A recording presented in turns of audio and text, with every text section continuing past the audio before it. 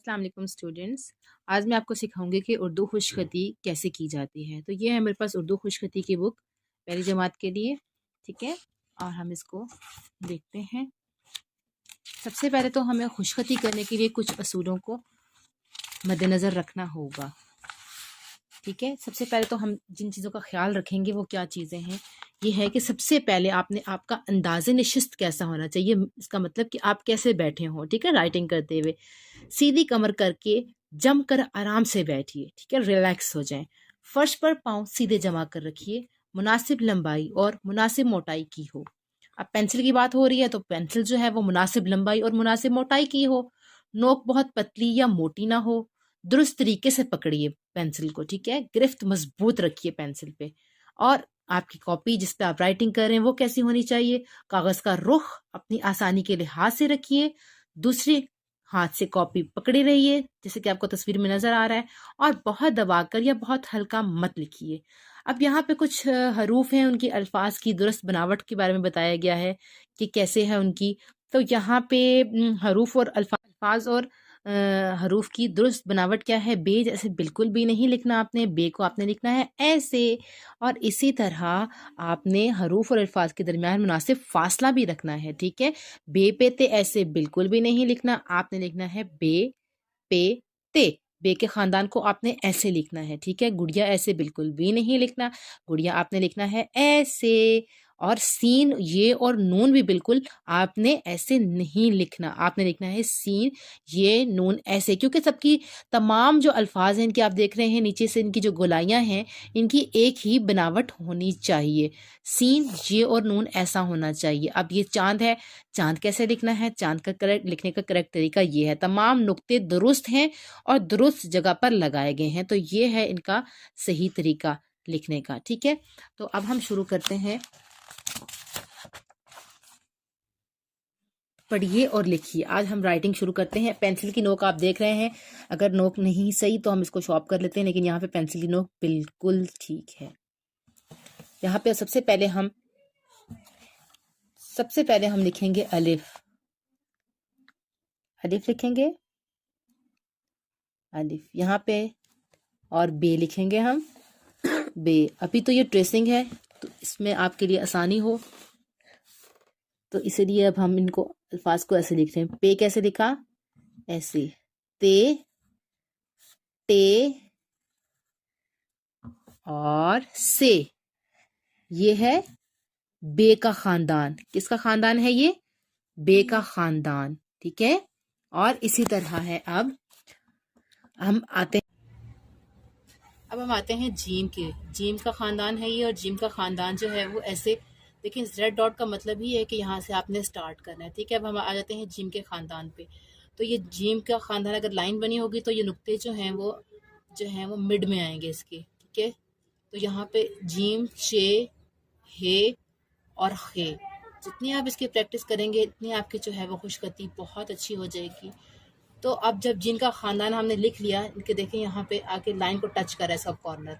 अब हम आते हैं दाल पे। दाल, डाल और जाल, ये दाल का खानदान हो गया। और इसी तरह हम आते हैं रे के खानदान पे। रे, रे, जे और से।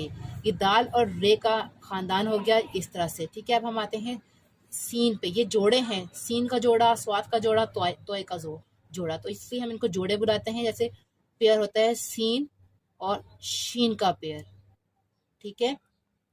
ये ऐसे आएगा। ये भी लाइन के ऊपर जैसे एक लाइन बनी हुई है तो उसमें अपने कहाँ पे जो है वो इसका इसकी गोलाई कहाँ पे आ रही है, ठीक है। सीन और शीन। इसी तरह स्वाद जो है इस नुक्ते से आप शुरू करेंगे। स्वाद को कभी भी यहाँ ऐसे लिखना शुरू नहीं करेंगे। अगर आप ऐसे लिखना शुरू करेंगे तो आपकी बनावट कभी भी ठीक नहीं आएगी। तो स्वाद को हमेशा भी नुक्ता बना ही इसलिए हुआ है कि यहाँ से आप स्टार्ट करेंगे। स्वाद का पहले ऐसे बनाएंगे, ठीक है। ऐसे बना के और फिर इसकी गोलाई बना देंगे। ये स्वाद हो गया। स्वाद, स्वाद और तोय, जोए। तोय और जोए लाइन के ऊपर आएंगे। तो ये जोड़े थे, सीन का जोड़ा, स्वाद का, तोय का। अब हम आते हैं आइन पे।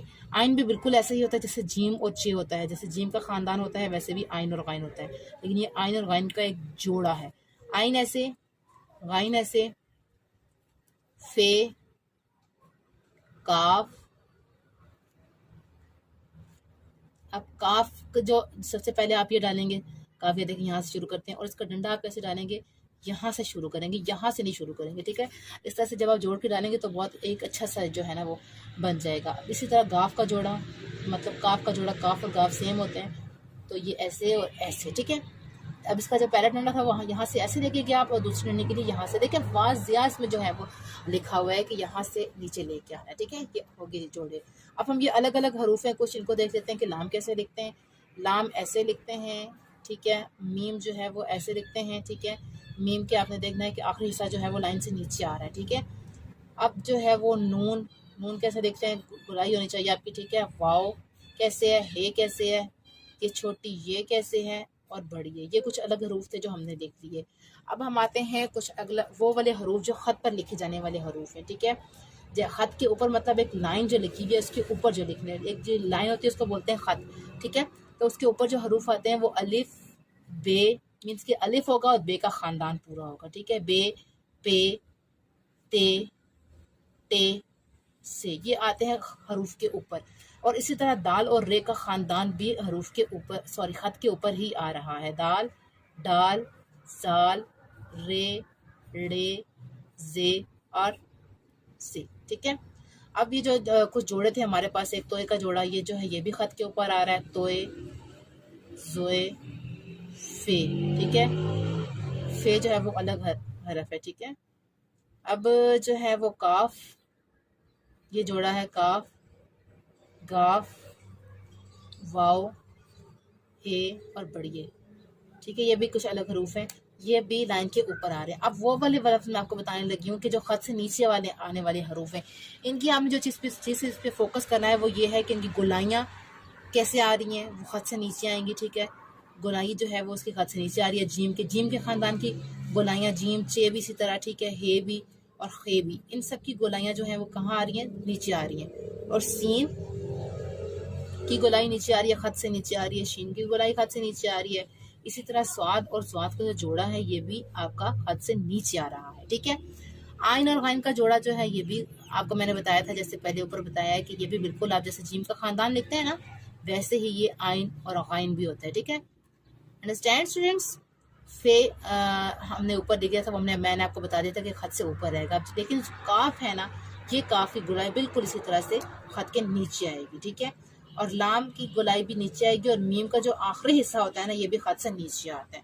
नून की गोलाई भी, और इसी तरह ये की गोलाई, ये सारे हरूफ जो हैं वो ख़त से नीचे आने वाले हरूफ हैं। उम्मीद है आपको समझ में आई होगी ये वीडियो, कैसे आपको हरूफ तहजी लिखने आ जाते हैं आपको, तो आपकी राइटिंग जो है वो बहुत इम्प्रूव हो जाती है, क्योंकि बेसिकली जो वर्ड्स हमारे बनते हैं वो इन्हीं को जोड़ के बनते हैं। तो जब आपकी अगर ये इम्प्रूव होगी तो आपको बहुत अच्छी तरह से राइटिंग जो है वो करनी आ जाएगी, खुशखती करनी आ जाएगी, और आप बहुत इजीली हरूफ को मिला के वर्ड बना के लाइन से खुशखत लिख सकते हैं। Thank you.